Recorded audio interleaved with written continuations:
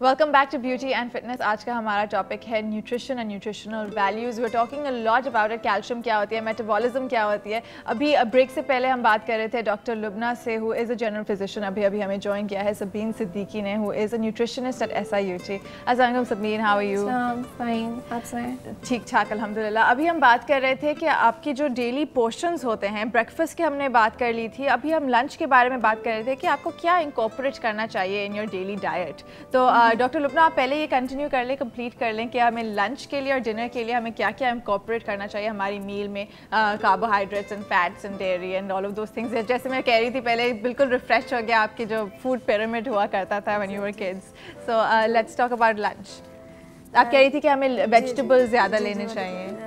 Vegetables का देखिए, ख़ास तौर पे हमारे जो क्लाइमेट कंडीशन है ना, हमारे यहाँ ये हो जाता है कि एक्सेसिव वाटर लॉस होता है। बेसिकली ये सैलेड तो सब जगहों के लिए इंपॉर्टेंस रखती है लंच में, बट ये कि हमारे क्लाइमेट लिहाज से देखें ना, अब हम जिस कंट्री में, तो हमारे यहाँ वाटर लॉस बहुत ज़्यादा है। तो हमें बेसिकली वाटर इनटेक दोपहर में मोस्टली ये करना चाहिए। मॉर्निंग से लेकर शाम तक के आवर्स जितने भी होते हैं ना, उसमें वाटर इनटेक और सैलेड का यूज़ बहुत करना चाहिए। तो अगर आप दोपहर में ये करें कि लंच में आप ग्रीन वेजिटेबल्स जितनी होती हैं उसको आप कोई भी फॉर्म में लें, रॉ फॉर्म में ले लें आप, बिल्कुल फ्रेश सैलेड, या उसकी किसी भी तरीके से आप हल्की सी सब्ज़ी भी बना लीजिए उसको, हल्का सा, बट बहुत ही लेस ऑयल वाला ना, कम ऑयल में कर लीजिए। इसके अलावा अगर आप करें कि रोटी का इस्तेमाल, जो कार्बोहाइड्रेट एक पोर्शन भी जाना चाहिए, खाली ये नहीं कि हम वेजिटेबल्स रखेंगे। अच्छा, तमाम चीज़ों में, हर चीज़ों में एक आयत मैं कहूँगी कि फ़बैया ला रब्बिकुम तुकज़्ज़िबान, अल्लाह ताला ने फरमाया कि हर चीज़ में एक कौन कौन ला, और तुम हमारी कौन कौन सी नियमतों को ठुकराओगे। तो अगर आप इस आयत पे ही चले जाएँ ना, तो आप बेसिकली देखें कि जो जो चीज़ें हमें दी गई हैं उनमें सब कुछ है। ठीक है, जितनी वेजिटेबल्स हैं, मीट है, फ़िश है और एग है, इन तमाम में। तो दोपहर में आप कार्बोहाइड्रेट के तौर पे रोटी का इस्तेमाल कर लीजिए, फिर वेजिटेबल्स का इस्तेमाल कर लीजिए। ठीक है, इसके अलावा लेकिन जब अभी रमज़ान जैसे चल रहा है, तो उसमें हम कैसे बैलेंस आउट करेंगे?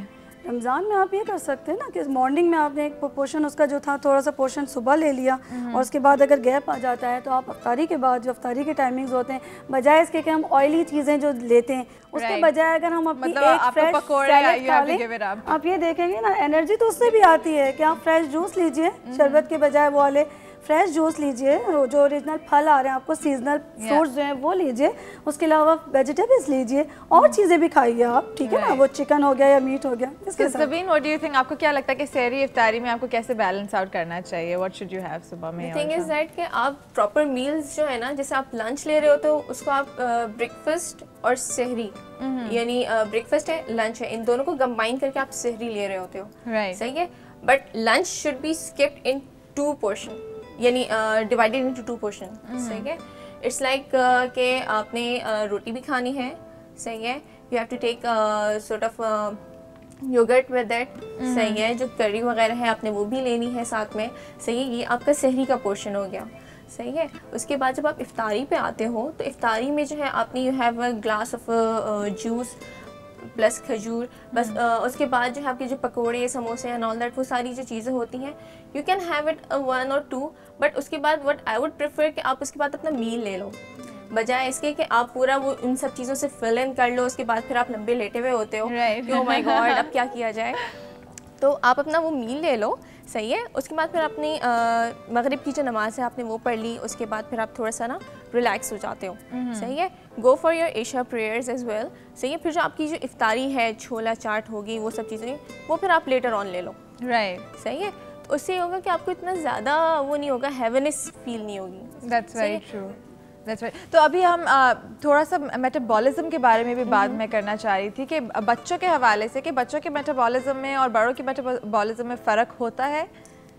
बिल्कुल, मेटाबॉलिज्म में तो बेसिकली क्या है, मेटाबॉलिज्म में होता है कि aggregate of different chemical reaction is the body. ठीक है, जितना बॉडी में हमारे जो केमिकल रिएक्शंस हो रहे हैं, ठीक है, उसका लमसम जो हमें मेटाबॉलिज्म। अब इसमें मेटाबॉलिज्म एज, सेक्स और जितनी भी कंडीशन है कि डिजीज़, फ्रेश है बंदा, क्या एज है, क्या चीज़ है, उस लिहाज से मेटाबॉलिज्म चेंज होता है। जैसे ड्यूरिंग एक्सरसाइज आपका बढ़ जाता है, ड्यूरिंग प्रेगनेंसी बढ़ जाता है, अगर आप कोई हैवी लोड कोई वर्क करते हैं, इस तरह का बढ़ जाता है। ठीक है, एट रेस्ट कंडीशन में आपका नॉर्मल। तो हम जैसे मेटाबॉलिज्म को हम कहते हैं ना, BMR हम काउंट करते हैं, तो एकदम नॉर्मल और काम पोजीशन में करते हैं कि 14 to 18 आवर्स से तक आप बिल्कुल एनपीओ रहें या फास्टिंग में रहें। उसके बाद हम इसको मेजर करते हैं अकॉर्डिंग टू बॉडी वेट और बॉडी मास। ठीक है ना, इस लिहाज से हम इसको मेजर करते हैं। उसके बाद ये कि डिफरेंट होता है, हर एक के लिहाज से डिफरेंट होता है, ठीक है, और उसी लिहाज से आपको उसको डाइट और आपकी जो डाइट इनटेक होगी वो मेटाबॉलिज्म से ही आप डिटरमाइन करेंगे। तो अगर आपकी मेटाबॉलिज्म रेट हाई है सो यू शुड ईट मोर। हाँ, इट वुड लाइक कि आप कैलोरिक डेंस डाइट लोगे। अच्छा, सही है, it will be the balance one, but उसके अंदर आपके सारे फूड ग्रुप्स ही कवर हो रहे होंगे। उसमें अब आपकी अगर रिक्वायरमेंट बढ़ जाती है, you will not go for the 3 big meals, you will add up the small snacks in between as well। सही है। उसके अलावा अब जो डाइट ले रहे हो उसको फर्दर आप मॉडिफाई कर दोगे। If you are taking a chapati, if the patient is not cardiac patient or somewhat like he is a healthy person but he needs to be increase his weight, then what he would do only just add a teaspoon of oil in it in the chapati dough and he can have it। Right. तो उसको आप caloric dense जिसे आप बोलते हैं ना, आप उसको न्यूट्रिएंट डेंस और फर्दर और उसको बना देंगे कि सिंपल अभी अगर वो एक चपाती ले रहा है तो उससे 160 कैलोरीज उसको मिल रही हैं, see plus a teaspoon of oil अगर वो उसमें ऐड कर देगा प्लस 45 कैलोरीज उसने फर्दर उसमें ऐड कर ली, राइट, तो that will increase further his caloric requirement जो वो फुलफिल हो जाएंगी इस तरह से। राइट, वो रेट के लिहाज से भी निकाला जाएगा ना, जैसे कि अगर आप डेफिनेटली बिलो 16 आता है, हम बीएमआर देखते हैं तो वो क्या सीवियरली मालनरिश्ड कहलाता है, इस लिहाज से बढ़ाते जाते हैं। बीएमआर की बात अभी निकली है, तो ये BMR exactly what is it? Basal metabolic rate है एग्जैक्टली ये कि energy required per kilogram per body weight, यानी आपको जितनी एनर्जी 1 घंटे में पर किलोग्राम बॉडी वेट के लिहाज से चाहिए होती है, और वो किस लिए चाहिए होती है?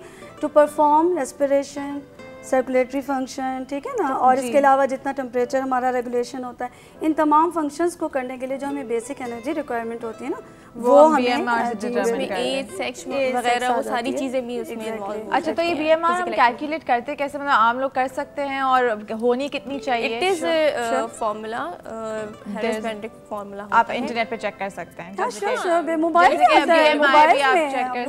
मेरे तो छोटी बच्ची चेक करती है बीमार अपना टेक्नोलॉजी दीस डेज। अब सब इजी। अच्छा, तो let's get back to nutritional value, क्योंकि हमारा टॉपिक ही वो है न्यूट्रिशनल वैल्यूज। तो उसमें lots of different nutrients come into play. तो what are the most important things जो हमने इंकॉर्पोरेट करनी है हमारी डाइट में? जैसे कि फाइबर है, तो फाइबर कितनी होनी चाहिए? So let's, what is fibre? Start with that. Okay, fibre जो है उसके बहुत सारे एडवांटेजेस हैं। Fibre in a sentence you can say peel of fruit और व्हाट कैन आई से, छिलका जिसे हम बोलते हैं, गंदम का जो छिलका होता है आप उसको भी कह सकते हैं। सही है, तो दैट इज़ अ फाइबर, भूसी आम अल्फाज में इसको कहा जाता है। अच्छा। ठीक है, तो अगर आप डाइट में उसको ऐड करेंगे तो that has multiple what can I say advantages on your health. It will definitely it will add bulk to your stool, it will relieve your constipation, it will help to control your weight as well, feeling of satiety वो आपको देता है। सही है, further फिर जो cholesterol का जैसे इन्होंने कहा कि जो है कि कहते हैं कोलेस्ट्रॉल जो आपकी एक्स्ट्रा जो आपकी बॉडी में जो आप डाइट में ले रहे होते हैं उसको फर्दर अपने साथ बाइंड अप करके वो एक्सक्रीट आउट कर देता है, उसको आपकी एडिपोसिटी को इंक्रीज नहीं करता। आई थिंक अभी रिसेंटली फाइबर के बारे में बहुत ज़्यादा अवेयरनेस आई है, बिकॉज अगर आप टीवी पे देखते भी हैं इतने सारे कमर्शियल्स होते हैं टेलिंग यू कि आप फाइबर रिच प्रोडक्ट्स लें, आप फाइबर रिच प्रोडक्ट्स कंज्यूम करें। So all of this, is there any such thing as too much fibre? नहीं नहीं, बिल्कुल नहीं, इस तरह नहीं कहा जाता कि आप फाइबर ही लेते हैं दिन भर। ये बिल्कुल नहीं कहा गया है। द थिंग इज दैट कि here we will come back towards the balance diet. Balance diet अगर आपकी बैलेंस नहीं होगी तो definitely you have to go for the extra supplementation of it. जो आप अगर आपको ज़रूरत है टोटली फाइबर डाइट की तरफ जाते हैं तो आपके अंदर एक वॉली स्किन की प्रॉब्लम आ जाएगी। आपको ज़रूरत है प्रोटीन, फैट्स, हर चीज़ की ज़रूरत है। मैंने शुरू में ये बात की थी कि balance diet, healthy and balance diet, nutrition काम ही यही करता है ना कि आपको एक हेल्दी, फ्रेश एंड हाइजीन बताया। और दूसरा एक एडवर्स इफेक्ट जो होता है हाई फाइबर डाइट का, वो ये होता है कि आप अगर एक्स्ट्रा रिक्वायरमेंट से ज़्यादा ले रहे हैं तो आपके फैट सोल्यूबल विटामिन्स जो हैं वो फिर आपके एक्सक्रीट आउट होना शुरू हो जाते हैं। अच्छा, ओके, ऑन दैट नोट हम लेंगे एक छोटा सा ब्रेक, लेकिन ब्रेक के बाद I think we are gonna come to the most important part. हम फैट के बारे में बात करेंगे, good fats and bad fats, and जो आपके nutritional values again at the back of the packages, आप उसे पढ़ कैसे सकते हैं, how you can better realise कि आप खा रहे क्या हैं। So let's take a short break, आप कहीं मत जाएगा, विल बी राइट बैक।